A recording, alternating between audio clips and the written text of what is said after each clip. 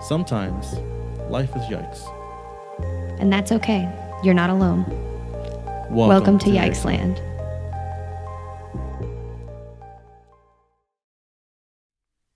Hi guys, and welcome to Yikesland in 2019. 2019. This is our first full episode of the new year, and we're so happy that you could be here with us, having made it to another Tuesday and to a whole new year.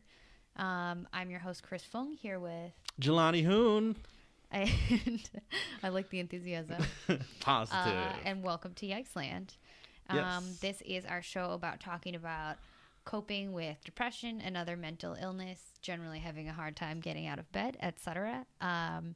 And we are here with you again today, hoping, based on the resolutions that we set up for ourselves, to bring you some more positivity in 2019. And then also, forgiveness for yourself when you're not able to muster all of that. So we're here with you in Yikesland, hoping to build this community and talk about all of our collective struggle bus. Yes. Yeah. Again, sometimes life is yikes, and that's okay. Oh, that was a good... We're getting there with the reading it at the same time. That's right. Yeah. That's right. We're getting there. We're getting there, folks. Well, thank you guys so much for joining us here once again. It's New Year. It's been a long road, and we've been happy with the support we've been getting and the slow build of this podcast. And we thank you guys for your support. Tell a friend, let people know if you see someone out there, or just reach out. So we want to make this show is for helping not only us really stabilize ourselves and figure out what we want to do with our depression and help us analyze it better, but also we want to do this podcast to let you guys know, hopefully, that you guys can relate to us and let you guys know that you're not alone, and this disease that we deal with may seem like it's it's a gigantic force of, you can't fight against it, but you can, and you can strive and you can cope with it. And eventually you can get, hopefully you can get to a point where it stabilizes out and you can live a normal, somewhat, normal life, So hopefully you guys get there, and we want to get there with you guys. Whatever that means to you guys. So, Chris, how you been? I have been living my best 2019 life. That's right. Which, so far is relatively like 2018, but a little more positivity. I have been talking with some people, my sister and other close friends recently, about depression and kind of our experiences with that. So that feels good. That's always been something that I care a lot about doing, but then something that has been a very positive side effect of having the podcast, because it's sort of another way to bring up and normalize talking about depression and stuff like that. So that feels good. How have you been? I've been getting more and more positive, I guess. I've been trying to cope with everything. Again, I still have the depressions and things like that, and trying to deal with them. And but I feel like I have pulled myself out of that whole tailspin that I was in and the rut that I was in, and now I have stabilized my depression plane as it chugs along, I guess. And I have my break glass in case of emergency, depression emergency has I feel has succeeded, and I've been on my way to really analyzing and looking at everything that I need to do, and really trying to slowly muster the will to continue on, and that's been really great. I think that been talking to people and reaching out and really trying to not shut myself off has been a positive thing. And of course doing the show has been a positive thing, so that's been really good. I think so. My 2019 so far, it's going a-okay, I guess, in the Yikesland sense, if you will. I know we talked about this. It's been weeks now since we talked about this, but the break glass in case of depression emergency. Yeah. I talked about how I was in a tailspin. I had to create but luckily I had this mental plan in my head of like what to do in case I went into a tailspin, and luckily I was able to muster the will to follow that plan. And we talked about like, hey, maybe you should make one and this and that. Have you made one? Yeah. So I do have now a break glass in case of depression crisis Yay! kind of mental kit. Mine has sort of two different options depending on whether or not I'm like able to muster the emotional resources to do stuff. Because sometimes you're sort of spiraling, but you know, like you caught it soon enough, and you're like, I have enough energy to take a bunch of action. So my sort of, it's not that bad, but like you need to kick yourself into a different mind gear. One would be to just drive. Usually I drive to like Chicago or somewhere in Illinois, but just anywhere that you end up on the highway for a while, and then you kind of go to just a sort of, it's almost like a day trip or day date with myself. So just to go somewhere, anywhere, and either go into some small stores or just get myself a meal somewhere. Okay. The reason that I picked that is because it best simulates the thing that clears my head probably the most in the entire world, which is flying. I've always been like, the first time I was on a plane was before, like I was too young to remember. And I've always had to fly a lot as a kid between moving or going to Hong Kong to visit relatives or coming to Wisconsin to visit relatives. And so being in an airplane, even though I know that's some people's like terrible fear. Wow, that's being in an airplane has always felt really good and like clearing to me. that's very unique because a lot of people are like, traveling is hell. Yeah, because I feel like every time I take off and every time I land, I feel like, okay, this is a new opportunity. Even when I'm just like flying from New York to New Jersey, I'm like, great, a whole new world, and it makes me feel really good. So it's sort of to come as close as I can to that feeling where I remember that there's an outside world that's going to go on without me, and that like time's been going on for a really long time, and people have been feeling like this for a really long time, and they were okay, and that means that probably I can be okay. So that's kind of really my cool. first tier of it. And then my second tier, as far as if I'm like, I do not have the energy to like get dressed, get in a car, and do all of that, is, and this sounds weird because it also said like this is very similar to what I did during the Great Depression, and it sounds like giving up, but it's not for me. I guess it's just to like give myself a couple hours in like my bedroom, and turn off most of the lights and just write in my journal with a lamp, and then watch just a bunch of episodes of The Office. Nice. And though not be allowed to get mad at myself for not being productive. And that's the most important part of that. So it's basically because I know we've talked about in the past about like you have like thrown yourself into your work like heavily, and like you're always doing something, you're always like working, and so like it's almost like a kind of unwinding session, if you will. Exactly. Yeah, right? It's a forcible, like, it's the closest I can get to like tying my hands down and being like, no, you're not allowed to define your self-worth by how much productivity you have right now. Because the thing is, the more depressed I get, the less productive I get, or the less capable I get of producing, X amount of work in X amount of time, because I'm depressed, and so my brain's not working as well. And so then it's like a cycle where then I start to hate myself more, because I'm like, oh, you're depressed and you're bad at working, which was the only reason you were good in the first place. And this is just like a huge kind of F you to all of that. And it's like, no, you have to sit here and do basically nothing productive, and you're not allowed to be mad at yourself about it. And like, you are intentionally going to quote unquote waste the next several hours.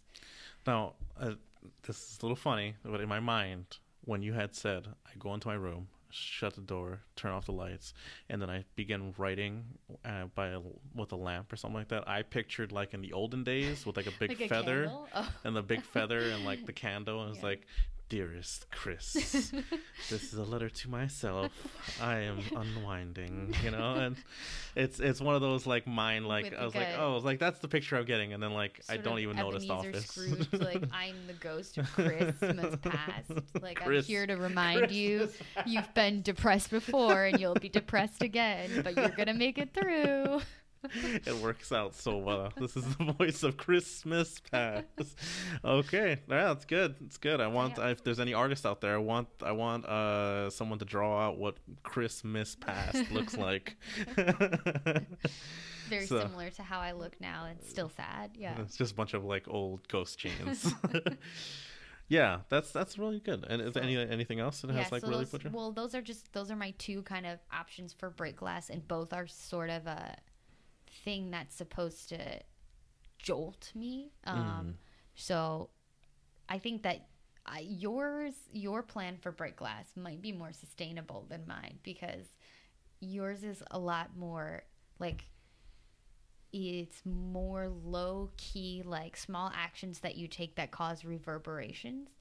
Just a reminder because I know this was several episodes ago, that Jelani's break glass involves, reaching out to people. And the last time that we were talking about this, he had posted on Facebook, and that ended up with a lot of people, including me, reaching out to him just because we saw it and we care about him. And so I fully admit that it's very possible that your break glass is way better than mine, because yours doesn't take a lot of effort, and mine's based on some sort of dramatic jolting. I need to take a long drive. Like, I'll be back. Ideas, and yours is like pretty chill, but probably more effective. I just imagine like in your room you have like legitimately like taken this literally, and you have like break glass like panels, and like you have a writing desk, bag, and then you have like a suitcase with the travel. It's a go bag. It has like several passports, fake IDs in there for when she's a secret agent or something. Start my life as not a depressed person. Yeah, it's all my pictures, but then I'm smiling really hard, and I'm like from a different country. Yeah. I mean, I when I built my break glass in case of emergency like depression plan, in my mind I had thought like while it can be sustainable, it was more on the basis of like relying on how much I knew everybody, right? And how much I was not gambling, but also kind of just like relying on like whether or not people were going to reach out or not, and it was all kind of like, like you said, it was built on like a ripple effect. It was a butterfly effect, if you will, or something like that. But I think in some sense yours is a lot smarter than mine.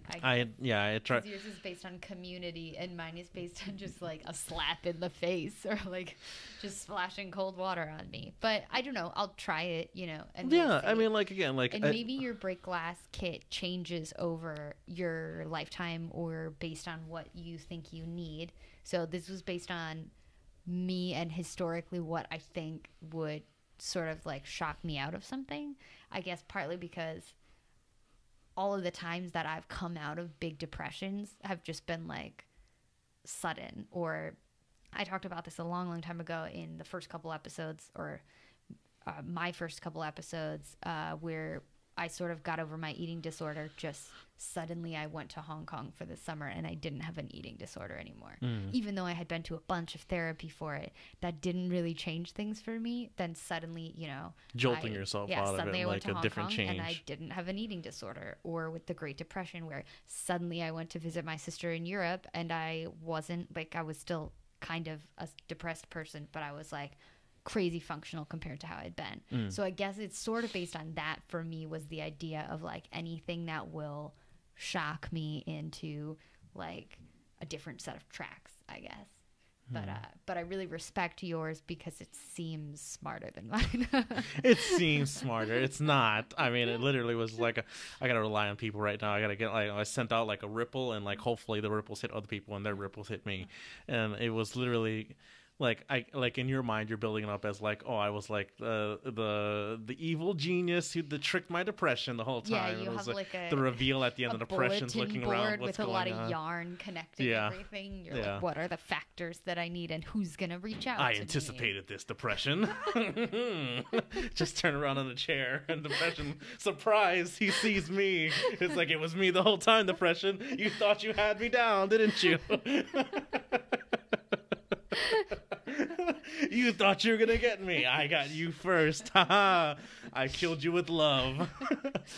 Oh my lord. That's yeah. It's take some time. You'll tweak it and you'll look at it, and hopefully, like, the whole point of this though is hopefully you never have to use it. Like that. I mean, we hope we get there, but we know that a relapse into a spiral is going to happen with some sort of random event that'll happen that, like, you can't control. You know, like we said, like, for people like us, like, even a parking ticket, like, sends us spiraling. It's like, oh god, I can't park for shit, it's all my fault, I'm a piece of shit.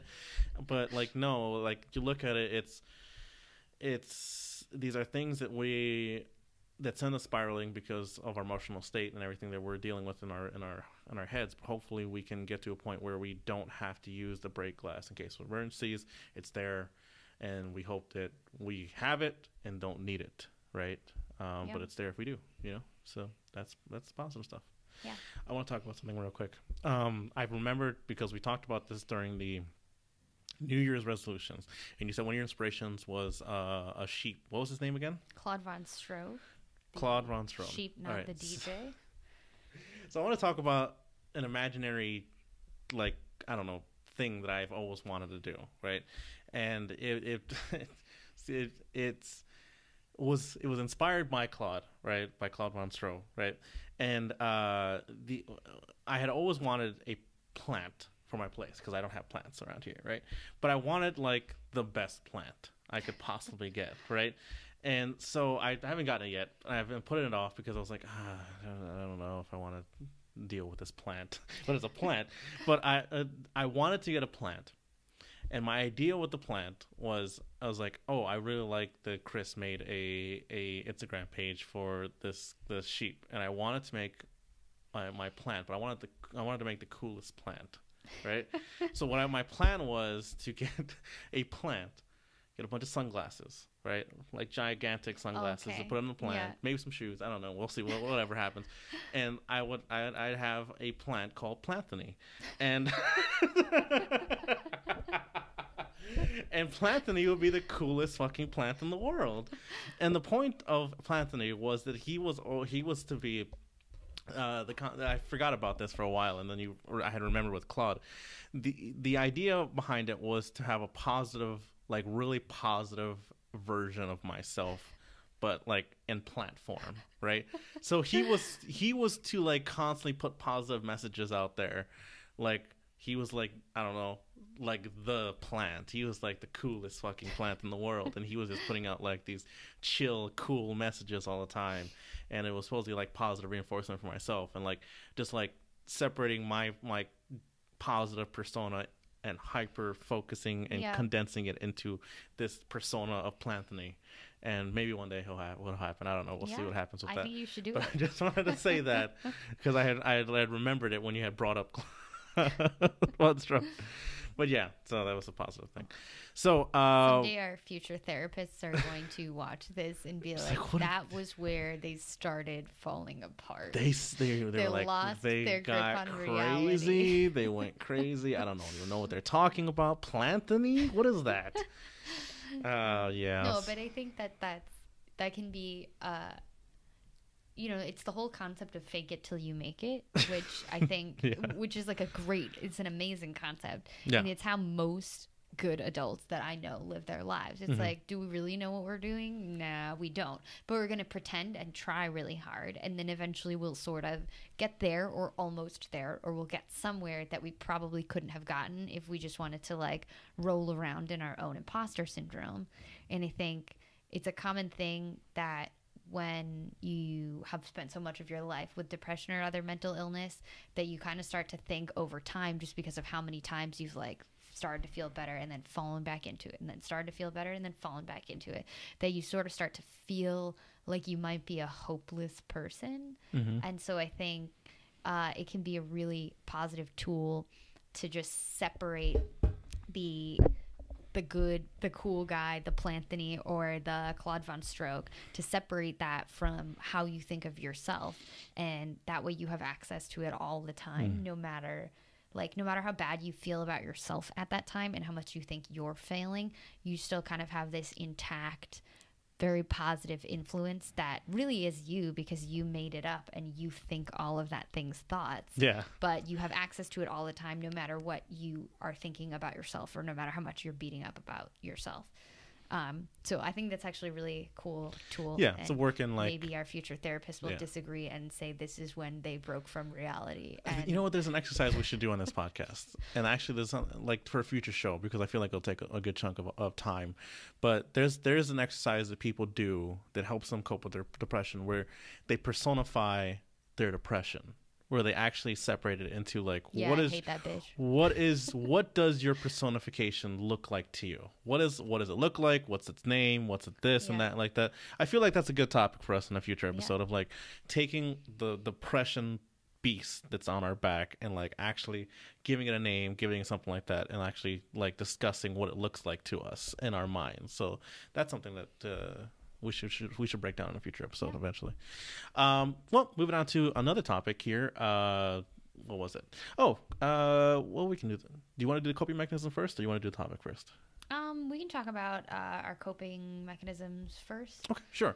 So, in a previous episode, we have done coping mechanisms where we talk about like small things or small positive things that really help us cope. I think before I talked about like a band or something like that I was listening to, and like music was a positive thing. I think you talked about like distractions and going into work a lot. What helps you? What's another thing that helps you cope with your sadness and your depression?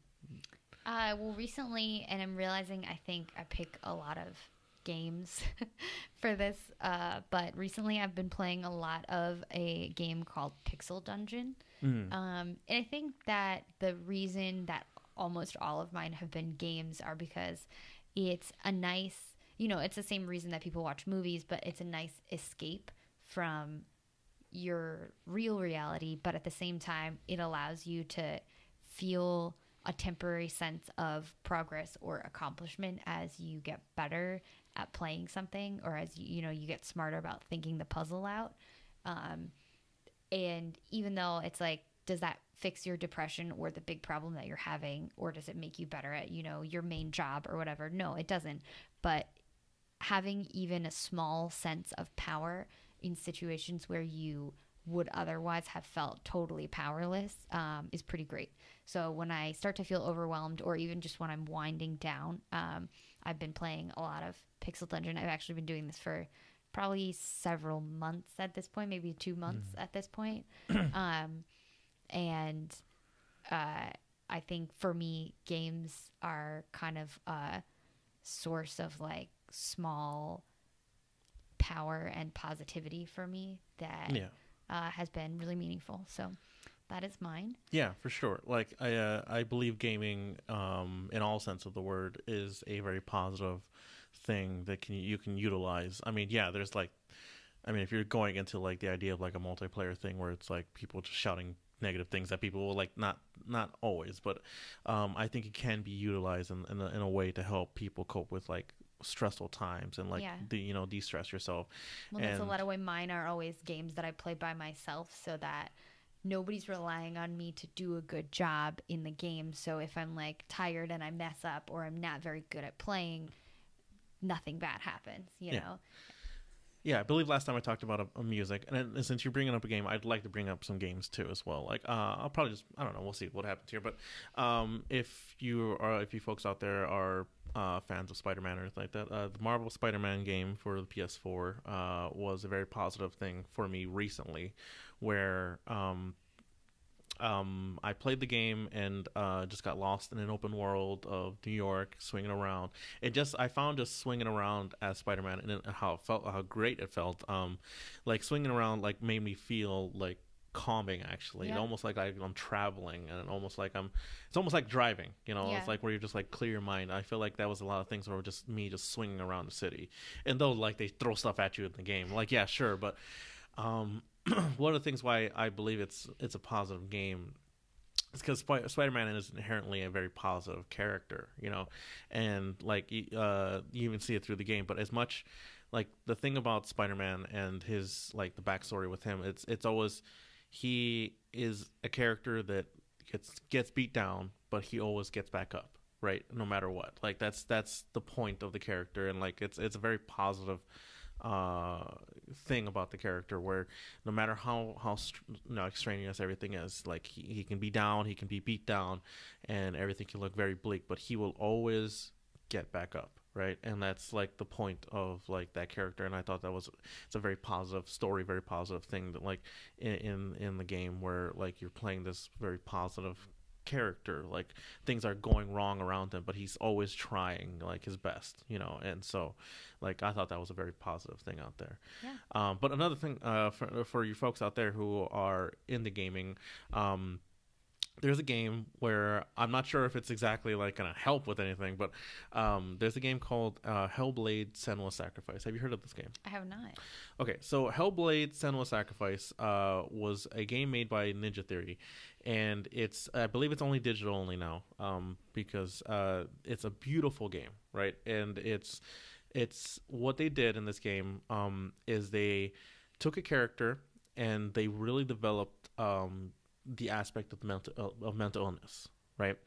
And so to the point that they hired like actual like specialists in the field of mental health and mental illness and stuff Okay. like that, and they wanted to really hit them on the nose of like what it was like dealing with this person, right? And so you play a character traveling through, it's like Viking Age and things like that, and you're traveling through the story as she's like trying to claim her love or something like that. And the story is very strong, and it's in the sound and everything else is very very very strong as well. As they really put a lot of thought into what mental illness meant at this time period, for this person and for the people around this person.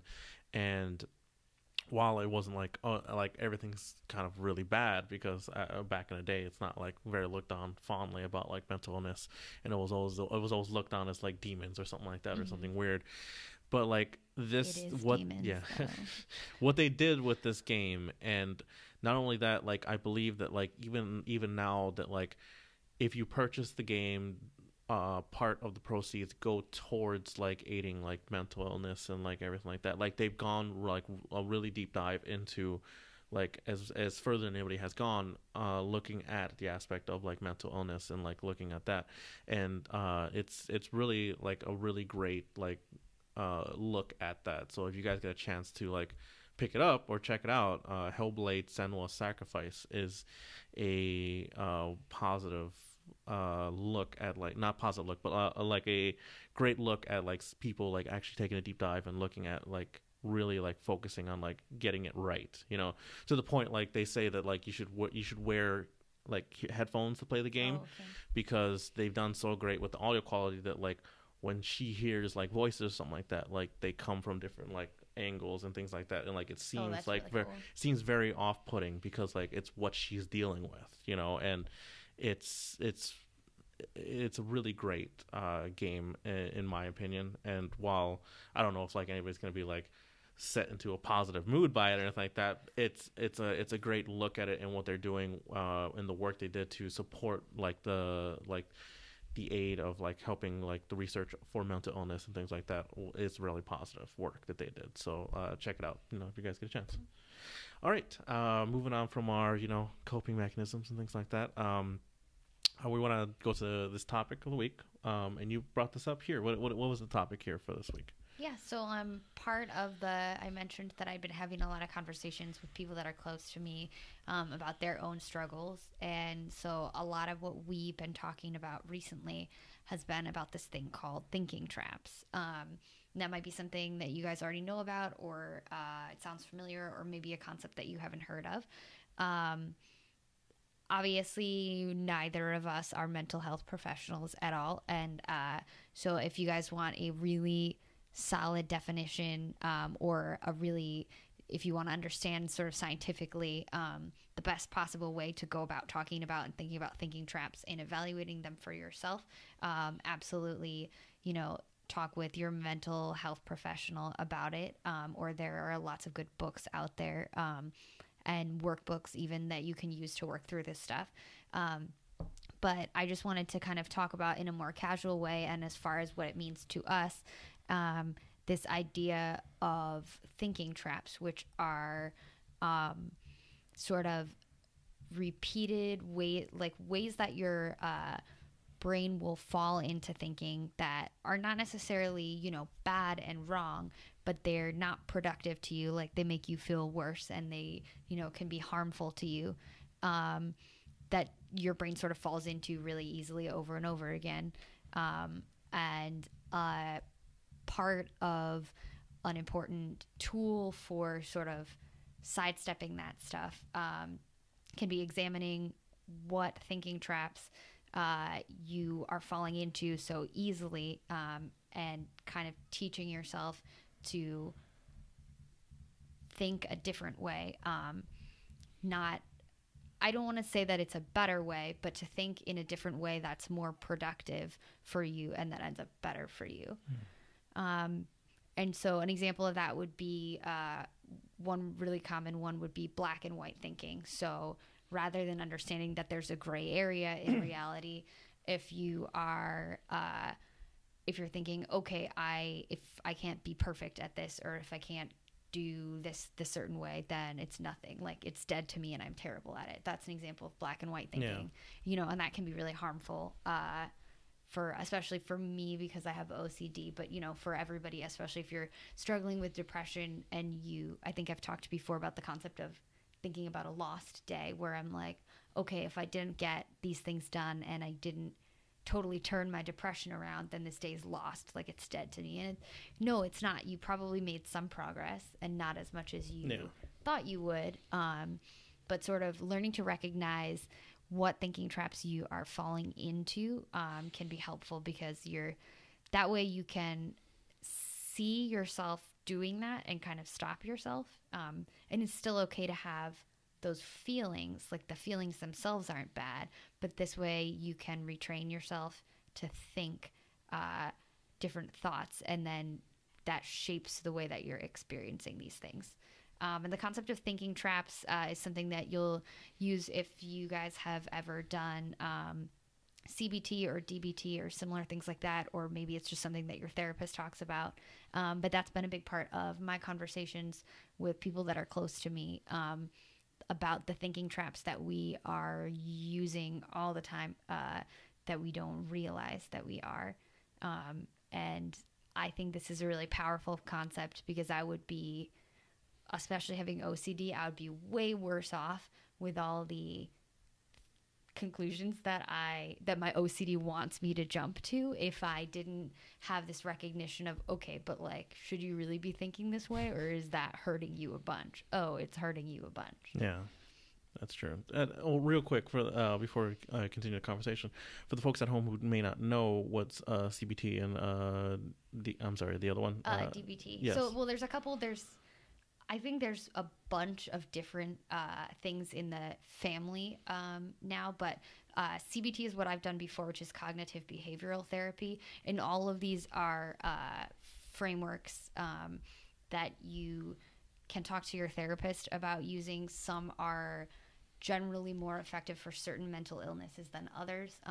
And then there are lots of good workbooks out there, too, that your therapist might send you home with. I once was sent home with a CBT workbook that I was supposed to return, and then I never went back to that therapist, and I still have it, and I'm really sorry. Nice. Nice. But all of that stuff is really interesting. I'm not a mental health professional, so I can't explain it to you as well as your psych or your therapist can, but that's all resources that I've talked about before and that have at times helped me a lot in the past. But I thought that today, just colloquially, we could talk about some of the thinking traps that we tend to fall into the most. And that way, because it's sort of like a thing where the more you remind yourself, it's like a muscle where the more you use it, the better it gets. And so in this case, the more you get good at recognizing thinking traps, the easier it is for you to be like, and don't do that.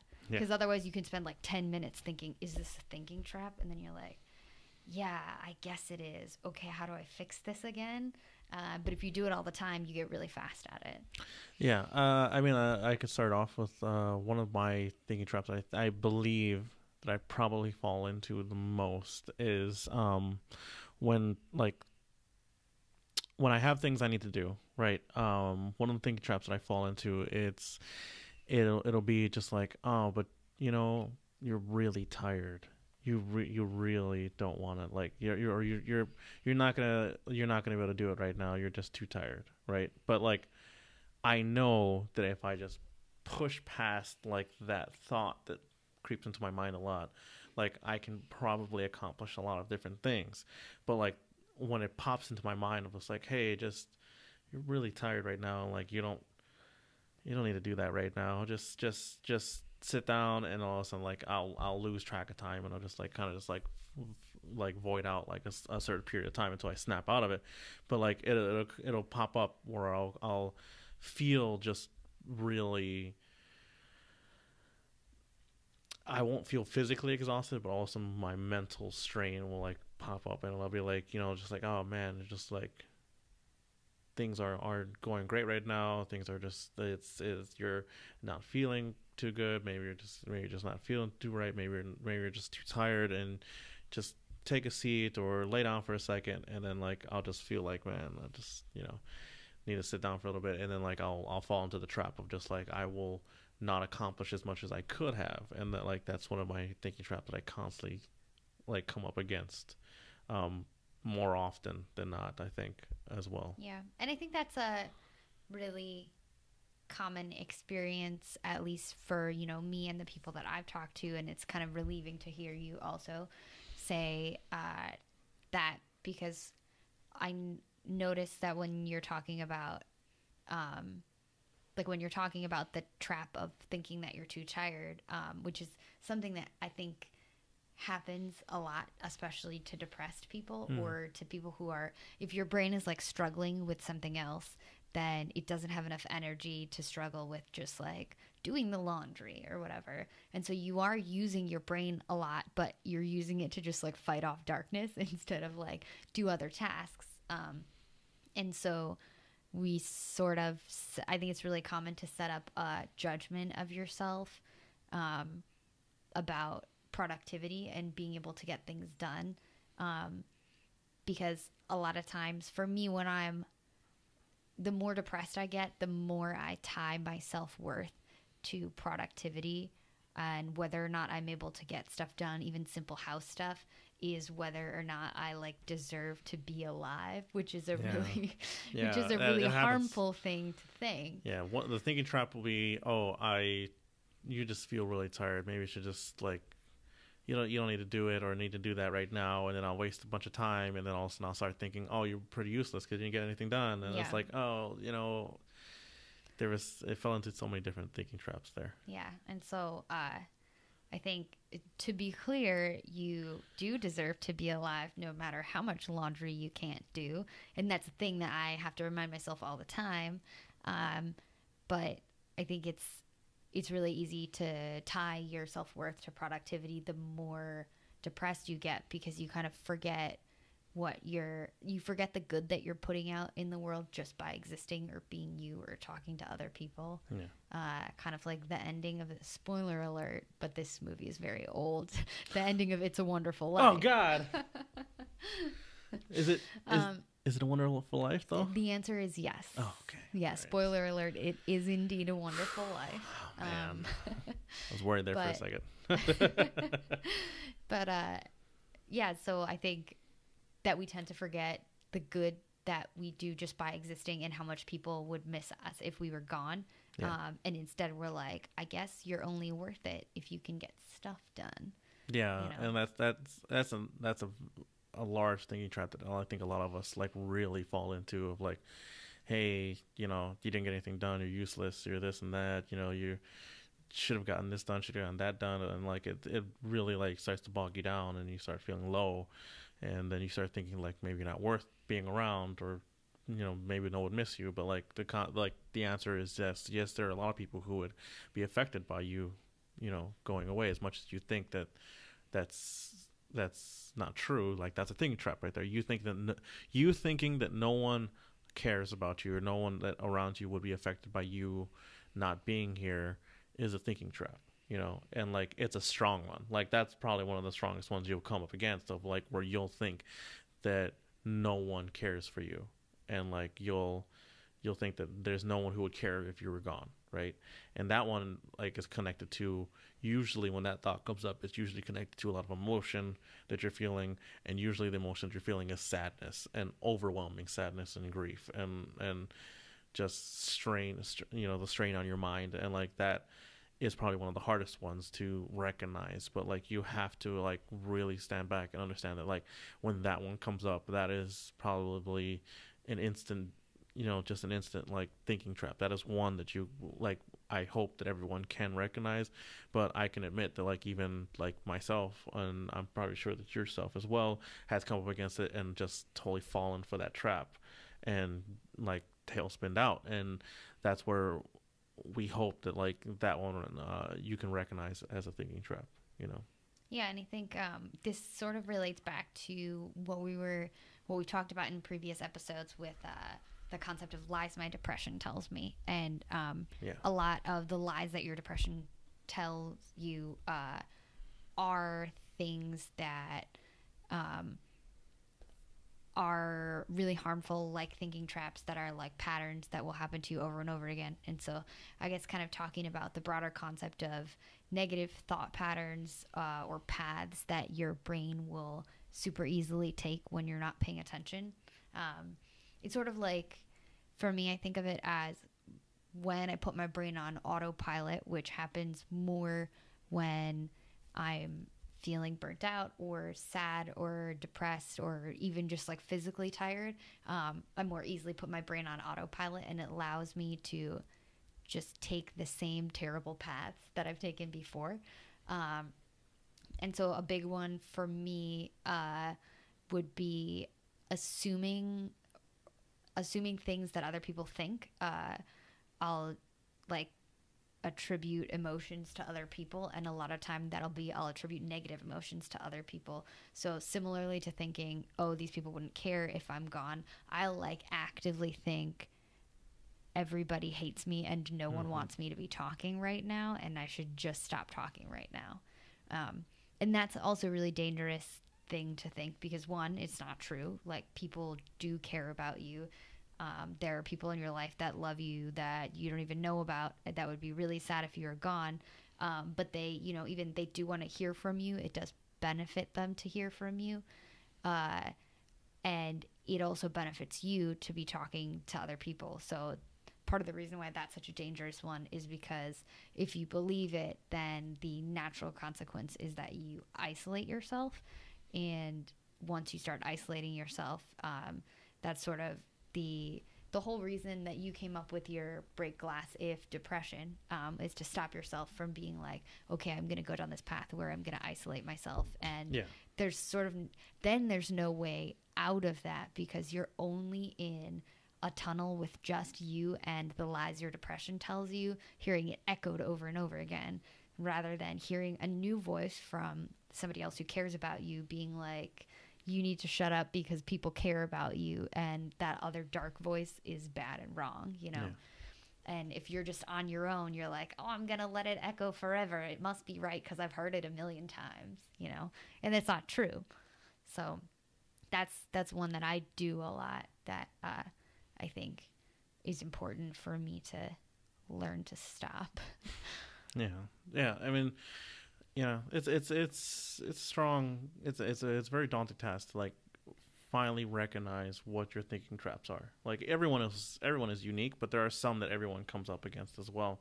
That, like we just mentioned here, like the certain ones that are very daunting and can isolate yourself if you're not ready to come up against them. And hopefully that if you can recognize them and keep using that muscle of like, that right there is a thinking trap. If I start thinking that way, or if I recognize that this is something that pops in my mind, it's something that my depression is doing to me. If like you can recognize it and not let it come up against you, you can, pull yourself out of it, hopefully, or give yourself a better chance of pulling yourself out of it.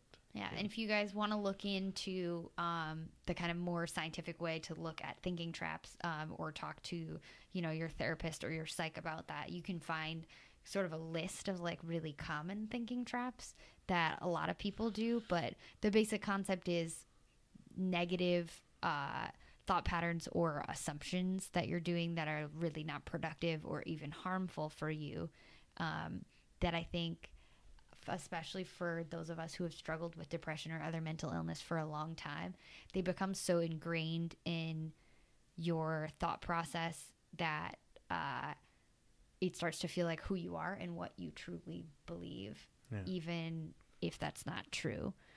But it starts to feel like, oh, this is a part of like my value set, even as a person, is that I can only be worthwhile if I'm good at doing work or something like that. Yeah. And it's like, if I ask myself, do I really think, like, would I tell Jelani that if he's doing a bad job at work, he's not worth being alive? Oh my God, no. But I would tell myself that, and that's kind of fucked up. Yeah, it's a fucked up thing. So another, a way that I sometimes use to trick myself out of that stuff when I'm not doing when I've recognized a negative thought pattern or a thinking trap that I'm using, but I'm having trouble like just not doing it, is I'll be like, would I genuinely say this to another person that I cared about, or even a person that I didn't care about? And the answer is like, no, I wouldn't say that. That's horribly abusive, and so I shouldn't say it to myself either.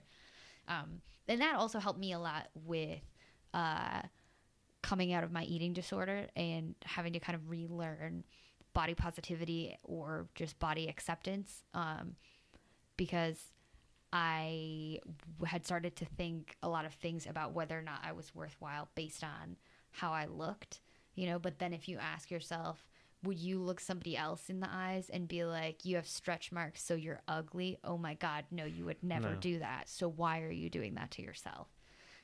So that's kind of a trick that I will use sometimes, is be like, would you say this to somebody else? No. Okay, then don't say it to yourself. Yeah, that's true. Well, I mean, yeah, it's a long road, guys, but at the same time, you guys, everyone can get there, and everyone can start working out that muscle. It's just like going to the gym or working out a muscle and getting it to like really like what's the word I'm looking for here?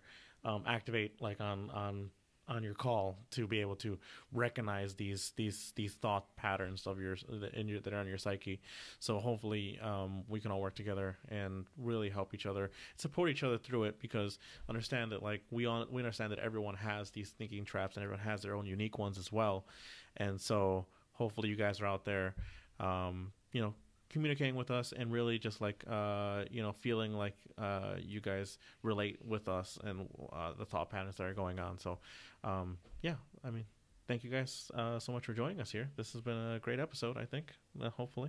For you guys out there, if you guys want to find out more information about us, you guys can follow us on Twitter and Facebook at Yikesland.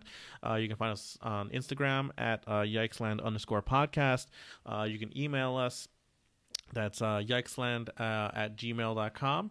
If you guys got any topic ideas or questions, comments, or if you just want to reach out and talk to somebody, we'd appreciate it as well. We're just, again, we're here trying to build a community and trying to build, this sense of like feeling of like we're all together in this, and hopefully you guys are feeling that way as well. And especially with the new year 2019, hopefully you guys are with us. So Chris, if someone is feeling really really down or on an edge or something like that, where can they go? You guys can reach out to the National Suicide Prevention Lifeline. They're available 24/7. It's completely confidential. It is free. The number is 1-800-273-8255. And that's a great resource if you guys feel yourself in a bad place and you really need somebody to talk to. I would also encourage you, based on what we talked about in this episode, if you're interested in learning more about the science behind and the psychology behind thinking traps, or if, CBT or any other type of therapy sounds cool to you, reach out to a mental health professional.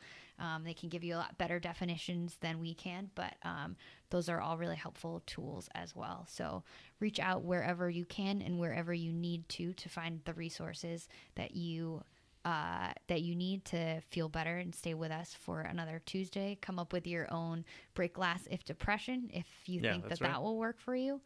But otherwise, we are so happy to have you here on another Tuesday, and we look forward to seeing you again next Tuesday. That's right. I've been your host, Chris Fung, with I'm your host and your Yike, Jelani Hoon. So Thanks for being here, guys. Thank you so much for being here. Hopefully you enjoyed the views from Yikesland, and we'll see you next week.